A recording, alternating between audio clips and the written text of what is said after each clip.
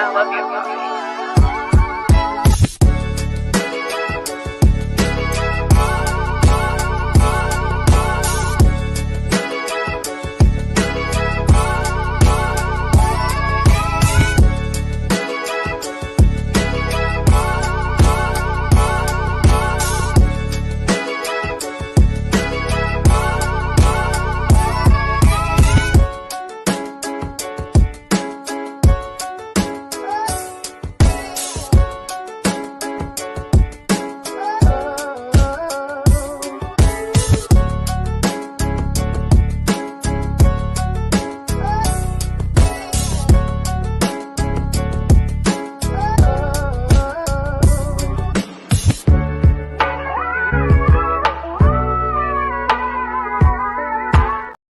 What is going on, everybody? This is Mike Hughes, and you're listening to Mike on the Mic, and everything Chicago sports related podcast. Today is January something. I don't even know what today is, but today's a great day. Today is a great day because we have so many different conversations going around throughout the league. Everything is revolving around the Chicago Bears and the number one overall pick in Chicago right now. There are other things that are going on in the city. There are other conversations that we are definitely going to get into at some point. The return of Zach LaVine potentially this Friday against the Charlotte Hornets that I presume is without LaMelo Ball and, of course, Lonzo Ball. But with that being said, man, we got a lot of stuff to talk about today. What a phenomenal night of basketball last night, first and foremost. Before we get into anything, Steph Curry was out there cooking against the Orlando Magic. Caitlin Clark out there with the buzzer beater. A lot of people are on a controversial state right now about that buzzer beater. Some people think she was above. Some people think she was after. Doesn't really matter. Nonetheless, she is a bucket. She is a certified bucket getter, and you'll love to see it. With that being said, though, I mean, I just can't wait until we get to see Caitlin and Steph at the highest level every single night.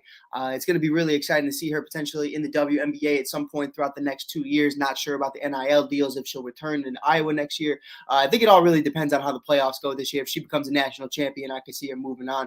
But, man, let's get into it, bro. Let's have a conversation. Sneaks, welcome to the stream, baby. Thank you guys for being here. Dylan, how we feeling, baby? Man, it's honestly a blessing. It's honestly a great day. It's honestly a good day to talk Chicago sports. There's no way around that. We got a lot of different conversations that could be potentially had right now. I'm watching the Pat McAfee show, watching how their major apology about what happened with Jimmy Kimmel the other night. Crazy to think that this is the second Green Bay Packers quarterback to potentially have a lawsuit on the Pat McAfee show. Obviously, the first one was between Pat McAfee and Brett Favre, and now the second one being between Aaron Rodgers and Jimmy Kimmel, which is crazy to think. It's the shoes on the other foot this time. This time it's the Packers QB getting potentially sued in court after Aaron Rodgers made some comments about Jimmy Kimmel being on a specific list. We are not going to get into that because I myself don't want to be sued. But especially by Jimmy Kimmel. I mean, if I was by Jimmy Fallon, I think I'd be all right with it. But Jimmy Kimmel, come on, bro. No disrespect to Kim Dog, but come on, bro. Be better. At the end of the day, though, man, there's a lot of interesting questions. There's a lot of different things going around right now. It's going to be interesting. It's going to be interesting. The topic at hand, I already see the comments are flying in. Do you think the Chicago Bears can land Maxx Crosby this offseason? That's one of the biggest questions right now. The suitors for the number one overall pick, which is where this question is even realistic or even a potential conversation starter, is because we have the number one overall pick in the 2024 NFL draft. It's going to be really interesting to see what could potentially happen. I know a lot of guys who are Raiders fans. I know a lot of guys in the Las Vegas area who say that there is no shot in hell that this trade even happens. But it's going to be interesting. It's going to be interesting to see who gets desperate, who wants Caleb Williams, who wants Drake May, whoever they're taking, I don't care. Michael Penix, whoever it is, it doesn't matter. At the end of the day, though, somebody's going to bite for that number one overall pick if the Bears do decide to trade it. It's going to be interesting. It's going to be fun. The highest bidder wins. We already saw what happened last year for the number one overall pick between Bryce Young and CJ Stroud. The Carolina Panthers said, F it. We got to get somebody, and they gave us DJ Moore and and 2 first-round picks, not multiple picks though. But nonetheless, man, I mean, it's going to come down to who you want at the end of the day. It's going to come down to who fits your personnel. Maybe the Bears do feel like Marvin Harrison Jr. is the guy. Maybe they feel like there is no way to get around a guy like Marvin Harrison Jr. We cannot trade the number 1 overall pick. If we do, we have to trade it to maybe number 2, number 3, which is not the Las Vegas Raiders as of today. That would be either the Washington Commanders or I believe the New England Patriots. I think the Arizona Cardinals fell a little bit after they won that game against the Philadelphia Eagles, which is still crazy to say out loud. But, it's going to come down to the wire. It really is. Now, let's talk a little bit about what Maxx Crosby brings to this team. Maxx Crosby, 26 years old, not the best pass rusher, but one of the best pass rushers in football right now, an absolute monster. I mean, there's no way around that. I mean, we've watched this guy go after it for multiple years, over 51 sacks in his NFL career so far, only at 26 years old. He's an absolute animal. I mean, there's no way around it. Let's break it down. From 2019 on, he had 10 sacks in his rookie year, 7 sacks in 2020. 2021, he had 8 sacks. 2022, he had 12 and a half. And this year, with 1 game remaining, he has 13 and a half sacks for a career high. 35 assists, 88 comms. You love to see it. It's really one of those guys that you have to look at and take seriously when you kind of discuss trading the number 1 overall pick. I mean, you have to have that conversation. And it's not like we haven't done this before. We've seen how adamant it is and how important it is to have a legitimate pass rush in the Chicago Bears organization. The Bears run on defense. You already have Montez Sweat. You pair Montez Sweat up with a guy like Maxx Crosby. Oh, man, you thought the 2018 defense was tough? Wait till you get to the future. I mean, that's really what it comes down to. I mean, you would be bringing in a duo of Maxx Crosby and Montez Sweat and pairing them up with guys like Jalen Johnson, Jaquan Brisker, Eddie Jackson, Kyler Gordon, Tyreek Stevenson, Tremaine Edmonds, Javon Dexter Sr., obviously Andrew Billings, TJ Edwards, Jack Sanborn, the list goes on. I mean, this defense and what it has the potential to do if you bring in a Maxx Crosby caliber player, not to say that Yannick Ngakoue, it hasn't been great either. He's been all right, but the level of magnitude a Maxx Crosby brings, that is a franchise player. That is a guy, and mind you, that is the most Chicago-looking guy I've ever seen in my fucking life. Let's be real. Let's be frank. He looks and embodies Chicago football. I mean, the tats, the everything, the cigars, the stogies, the smoking, the way he carries himself, you just love to see it. And I think that's really something that's important is somebody who can handle Chicago. You know what I mean? Like, it comes down to that at the end of the day. Can you rep Chicago Bears football on your chest every single day and not break a sweat? Even in the highs, the lows, the extreme lows, because there are extreme lows. Can you handle that? And that's where it comes down to at the end of the day, what you want to do as an organization. I've heard other people say that they could potentially be moving on from Devontae Adams. And some people said, would you rather have Adams or would you rather have Crosby? Personally, I know this sounds crazy, but I'd rather have Crosby. Crosby's 26 years old. He's one of the most elite pass rushers entering his prime. He's having a career year. Devontae Adams is 31 years old. As much as I love Devontae, it's just one of those conversations about who is he going to be 2 to 3 years from now. And you have Crosby locked up for multiple years. So it's going to be very important to remain young on this team. You have to stay young. You have to stay vital. You have to continue to do what you need to do. And that's really what I think Ryan Poles has been trying to get at as well. He's not bringing in big names that are older. Guys, respectfully to him, guys like Odell, we weren't going after. Guys like Orlando Brown Jr., we weren't going after for specific reasons. You're not fast enough. You're not strong enough. Maybe you're too old. Maybe you're out of your prime. Maybe you're asking for too much money. There's a lot of different intangibles that go into it. But, Maxx Crosby coming into the Bears organization, I think would be huge. Now, we've already done this before. Obviously, history's past has told us that this can work. We traded multiple first-round picks for Khalil Mack back in 2018, and we saw how fast that 28 defense went from being an above-average defense to being the best defense in the NFL. The Bears, as it currently sits, lead the league in interceptions at 18. They already have a top-3 run-stopping defense. You bring Maxx Crosby into that fold, you go from having a top 3, top 5 defense to potentially top 2. I still think a team like Baltimore is in that conversation. A team like the Pittsburgh Steelers is in that conversation, but the Bears would be second to none. You know what I mean? We'd be right in there with that conversation. And I do agree with a couple of the comments right here. Sign Jalen Johnson first. Of course, that still needs to be the biggest conversation as we continue to watch guys like Tyreek Stevenson and Kyler Gordon develop. You notice that Yeah, they're great. And don't get it twisted. Tyreek Stevenson should be in the conversation for Defensive Rookie of the Year. Now, is he going to win it over guys like Jalen Carter? Probably not, but he definitely should be in the discussion. He is leading in so many different categories. It's not even funny. Tyreek Stevenson, pardon me, has been an absolute monster, and he needs to be addressed as such. So we definitely are in a place right now to where you can sit here today and say, I would trade the number 1 overall pick for Maxx Crosby. And obviously not straight up either, though. You're probably still going to get another draft pick, maybe a 2025 first round pick, maybe a second. Who knows? But I think at the end of the day, that layout of Maxx Crosby and a pick or two, that's good enough for me. That's good enough for me. As much as I want, a guy like Marvin Harrison Jr., as much as I've been adamant, everybody in the comments has been coming at me about a video I did the other day talking about how Marvin Harrison Sr. was beating the Bears for years, a year on end. I understand they didn't play each other too often, but the point of the video was that Marvin Harrison Sr. was a bucket. He was a dog. He was a monster. And that was the point. Anytime the Bears faced him or faced anybody in the AFC, it was a problem. And that's where I'm coming from with that. But with that being said, as much as I would love that story to be written, with Marvin Harrison Jr. coming to the Bears after his dad beat us in the Super Bowl in 06, you still got to consider the fact that Maxx Crosby is one of those guys that I don't know how you could pass up on him if he's offered to you. You know what I mean? And when you still have guys in free agency as well, we're going to have a whole different conversation about this later, but there's guys like T. Higgins in free agency that are still available. There's guys like Rome in LSU or other places that could potentially still be top 10 picks at the wide receiver position following Marvin Harrison Jr. The Bears still sit at 10. The Bears can take a wide receiver at 10.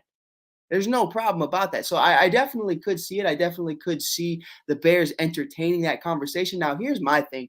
I don't know, and I would love to talk to my guy, Colton Edwards. He does amazing job on TikTok. Please follow Colton Edwards if you haven't already. He does a phenomenal job. But, it's a conversation about, is the Raiders' situation that dire to where they need to trade Maxx Crosby? You just traded for Devontae Adams. It would be hard for me to comprehend them trading away the other side version of a Devontae Adams. I mean, that is his counterpart, defense and offense. They are both the captains of this team. So I don't know. I think it's going to be interesting. I think it's going to come down to that at the end of the day, to where do they see themselves in the next 2 to 3 years? Are they going into a full-blown rebuild? Are they going to bring in a new coaching staff who says, yeah, we're just going to have to tear it down, trade away Adams, trade away Crosby, and kind of just cut your losses, bring in a guy like Caleb Williams, bring in a guy like Drake May, whoever they decide to pick, and really just sit there and say, yeah, we're comfortable trading away those two guys. It's hard. It's hard, man. It's not easy to trade away two solid foundational pieces like that. So especially one who's 26 years old, I can understand moving on from Adams, moving on from Crosby. From a Raiders perspective, that's especially for a guy like Caleb Williams. In this draft class, I think is risky business. If this was a Trevor Lawrence, a Andrew Luck, Joe Burrow type draft class, I think it's a different conversation. But man, it's really risky doing that in this draft class. You don't know about guys like May. You don't know about guys like, Caleb Williams. It's really the only sure thing is Marvin Harrison Jr. and a couple offensive linemen. That's really what's terrifying. And I appreciate everybody who's hit that follow button. I've been seeing them fly through. I appreciate everybody. If you haven't already, definitely smack that follow button for me. It definitely does help us out a lot. We're coming up on 15,000 followers, so I appreciate you guys so much. But with that being said, understanding where the Bears are right now. Like I said, man, number 1 defense in interceptions, leading the league. Top 3 run-stopping defense. You bring in Maxx, oh, man. I mean, dude, the possibilities are endless on what Matt Eberflus can do with this team. That's really where it is. You know what I mean? And that's really the conversation that we need to have as a unit is, who do we want to identify as? Because we already know what happens when you bring a number 1 defense into Chicago. We're making the playoffs. The monsters of the Midway are back, and they're better than ever. Here's the problem, though. The problem that always reoccurs for the Chicago Bears, whether that's in 06 with Kyle Orton and Rex Grossman situation, or 2018 with Mitch Trubisky, the offense is always the second fiddle. And I feel like we're at a point right now with Ryan Poles to where he's trying to change that narrative to where the offense is either ahead of or equal to the defense, 1A, 1B type thing, and both of them can interact and interchange at 1A and 1B. And that's really where I think we need to understand where we're at. As much as I would love Maxx Crosby, I also have to understand we need a wide receiver too. We need it. I mean, Darnell Mooney's a free agent. Tyler Scott, Velus Jones, not ready yet. I've seen Tyler Scott run amazing routes. I mean, the man is crisp. The man is speedy, but he just can't come up with the football. He drops the ball or he just misses it, and it's unfortunate because it's a very similar situation to Velus, except I think he's a lot better than Velus from a fundamental standpoint. When a route tree and everything else, you look at his fundamentals. But at the end of the day, they can't catch the ball, neither of them. So really, all you have is DJ Moore, to be quite frank. And even Darnell Mooney, a guy who had over 1,000 yards in 2021, but hasn't been able to replicate that or anything close to that ever since. Hasn't even been able to stay healthy. So you have to go after a guy and entertain that conversation about Marvin Harrison Jr. or another wide receiver in this draft class, or maybe a T. Higgins in free agency. Who knows? I'm very adamant. I've been very vocal about I'm okay with T. Higgins being a part of this organization. I mean, T. Higgins in his first 3 years has over 900 yards in each season, even with Jamar Chase alongside him. This year he's like 250 something, 256 if I'm not mistaken, five touchdowns. Most games without Joe Burrow, obviously. And, beginning of the year, Joe Burrow's hurt. End of the year, Joe Burrow's hurt. So you can't really take too much into that, especially with Jamar Chase co-siding him and Tyler Boyd as well. But with that, I think T. Higgins is one of those guys you can pair up with a DJ Moore, and you could say, man, we have a Devontae Smith, A.J. Brown type duo. And that's really where you need to be. A Cooper Kupp, a Puka Nacua type duo, and I really believe that. I truly do. T. Higgins, to me, is a number one wide receiver, shadowed behind a guy who is a 1A. T. Higgins is like a 1B to me, a 2A, and then you have a guy like Jamar who is just an X factor. You know what I mean? There's a whole different tier. And of course, Marvin is an X factor as well, or we would presume that Marvin's going to be an X factor. So there's going to be a lot into it. I'm going to be really curious to see how it continues to go and how it continues to develop. But nonetheless, I think the Bears are in a great position right now. It's always positive talk when we talk about the Chicago Bears as of late. Going into Green Bay, I think, is going to be one of the best games of the year if the Bears can come out with this win. Somebody said talk is cheap. 100%. You have to execute. We can't just sit up here and say we're going to spoil the Packers. We're gonna bring in Maxx Crosby. We're going to do this. We're going to do that. We have to actually move. We have to move by action. We have to move accordingly. And we have to do what we need to do to be the best team possible. Put ourselves in the best position to win games and win in the league by bringing in the best assets possible and getting a great return for potentially the number one overall pick, or just trading away the number one overall pick. But with that, keeping it, trading it, doesn't matter. We have to focus on right now. This Sunday, like we saw last year, the Detroit Lions go into Green Bay, go into Lambeau Field. Jamal Williams breaks Barry Sanders' all-time touchdown record in a single season, and they pull out the win to eliminate Aaron Rodgers and the Green Bay Packers. Randall Cobb, Aaron Rodgers, side by side, locking arms as they walk out the tunnel, eliminated from the playoffs, which, by the way, shout out to the Lions for still finding a way to be eliminated as well in the same day. Seahawks got that love. But once again, the Seahawks are in a situation to where if the Packers lose in Week 18, the Seahawks make the playoffs. So if that is true, and the Chicago Bears put themselves in a situation to where in the last 7 games they are 5-2, number one defense as of late. Maybe not number one. I'll put them at number 2. The Baltimore Ravens are cracked out of their mind. But shout out Roquan Smith. But with that, you understand the defense has come along. Justin Fields is getting cheered in Chicago. We want Fields. We want Fields. Chicago falling in love with the quarterback. We go into Green Bay against Jordan Love, and we dominate, eliminating them from the playoffs in our final game. Obviously, we've already been eliminated, so the only thing we can do now is play spoiler. We know we have the number one overall pick no matter what. Let's win this fucking game. Let's win this fucking game. Let's tear their heads off. Let's do it. I mean, that's really no love, man. No love. Got to show up and show out. And I think it could be a phenomenal game, a phenomenal performance from Justin Fields. If Justin Fields eliminates the Green Bay Packers throughout the last 17 games, over 4,000 total yards, over 30-plus touchdowns, what is it, 8-9 on the year? Hey, man. That's something. That's something right there. You go into the offseason and say Justin Fields did everything he needed to do to be the best quarterback possible for this organization and for this team.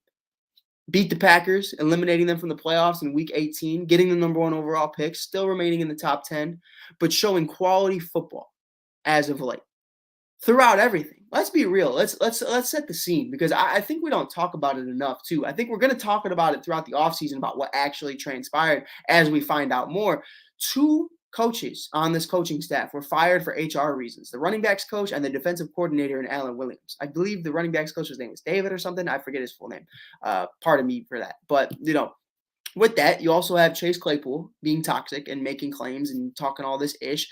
Gets cut from the team, obviously, parting ways with him and then eventually trading him to the Miami Dolphins, where Tyreek Hill called him a vending machine, which I still don't know what that meant. But you have all these different things go on. Fields versus Bajan, obviously, fire flus. Friday was a thing.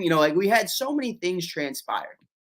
Ryan Poles gets on the phone, brings in Montez Sweat, immediate game changer. Like a switch. Boom. The whole team just flips. We start winning games. Hey, most interceptions in the league. But one of the best run-stopping defenses there. Justin Fields is out here balling out, rushing over 100 yards and throwing touchdowns. DJ Moore.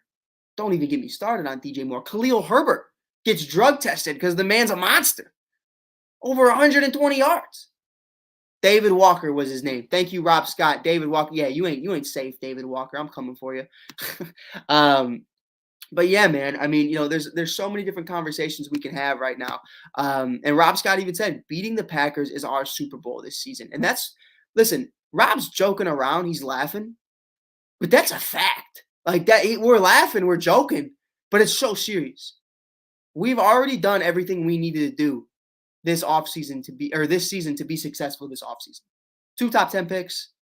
You find your core. The defense is locked in. The defense is set. Justin Fields has emerged as the quarterback of the future, we presume. DJ Moore and company looked great. The duo between Justin Fields and DJ Moore looked great. The offensive line looked better. Tevin Jenkins had a Pro Bowl caliber year. Darnell Wright looked great in his rookie year. Braxton Jones, but also he could stick around for a little longer. You know what I mean? It wasn't a Lucas Patrick, Cody Whitehair situation. Nate Davis didn't impress much, but it was something. Roshan Johnson, Robert Tonyan. We're not going to talk about Robert Tonyan, but he was all right blocking, just not catching. But yeah, there's a lot of positives to take away. Cherry on top, which is big ass cherry, is beating the Green Bay Packers in Week 18, eliminating them. I'm going to continue to reiterate that. And you know what? Shout out, who is that? Shout out to Tone Capone, because I missed on that. And I will admit to when I'm wrong. Cole Kmet has emerged as well. Cole Kmet has emerged as one of those guys that you look at and say, could be a top 5 tight end. Could be a top 5 tight end. I was very critical on him the first couple years. Very critical on him. I mean, cinder block hands, cinder block feet. Guy wasn't moving, but he has emerged as one of those guys you can look at and say, I could see him being here during a Super Bowl run. Now, is he tight end 1 of 1? No. You still got guys like Kittle. You still got guys like Kelsey. Still got guys like Mark Andrews, of course. Goddard, but he's been a monster. And I have to admit when I'm wrong. I said that Robert Tonyan would be the better tight end this year between him and Cole Kmet, and I was wrong. And that's okay. It's a great thing to be wrong. I'm not trying to make this sound better. I'm not trying to sound like, oh, I'm not salty. Hey, man, I'm wrong. And you know what, though? When I'm wrong about guys not living up to who they're supposed to be and they prove me wrong, that's a beautiful thing. That's a beautiful thing because he's shown me everything we needed. Thoughts on Bowers? Brock Bowers is a monster. I've heard some people say he's not going to live up to the hype, and I've heard other people say he's going to be one of the greatest tight ends of all time. So I don't know. All I know is the Los Angeles Chargers need to get themselves some Brock Bowers. It's worth to take a chance on if he's available. Justin Herbert, Keenan Allen, Joshua Palmer, Brock Bowers, Austin Eckler, Jim Harbaugh coaching, who knows? If he's not coaching the Bears. But no, it's a serious conversation though, man. Hey, shout out Cole Kmet. Even Rob said Kmet has been balling. And by the way, I want to make this clear. I need to let the world know Rob Scott and I are back and we're better than ever. This weekend, Thursday or Friday, we're going to be doing Welcome to Mars 2024. It's going to be a lot of fun. Make sure you hit that follow button if you haven't already. Follow us on Facebook, Instagram, TikTok, everywhere you can.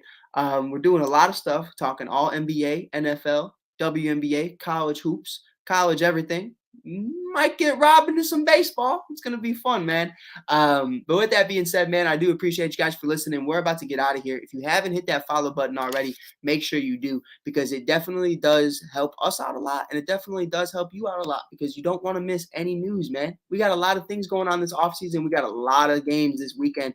Playoff football is on the way, and don't think we're just going to roll down and go into hibernation for the next 6 months. We are talking NFL playoffs, all playoff long. Rob and I love doing that. My guys, Tony, my guys, Randy, we love talking some NFL football. You know why? Because we're not in the playoffs, baby. When we're not in the playoffs, you just get to sit back, enjoy. You have no stake. You have no part into any of it. You just get to watch it unbiasedly, no issues. It's an absolute blast. Who just said they love? I love you too. But with that being said, man, I appreciate you guys tuning in today. I will be back later tonight. It's going to be a lot of fun. We're going to be going live. We're going to be talking about the Chicago Bulls. Potentially Zach LaVine's return this Friday. Make sure you tune in. Obviously, we still have some Cubs stuff coming up. A lot of free agents still on the board, so tune into that. At WNBA free agency's coming up. I just stuttered like a motherfucker, but WNBA free agency's coming up. Obviously, we're going to be reporting live on everything that's going on there. We'll be at Wintrust Arena with Kalia Copper, Teresa Witherspoon, and so many others. Hopefully, it'll be a lot of fun. Hopefully, we get somebody like Skylar Diggins-Smith. We'll see what happens. But until then, we are in there like swimwear, baby. I'll talk to y'all later. Peace.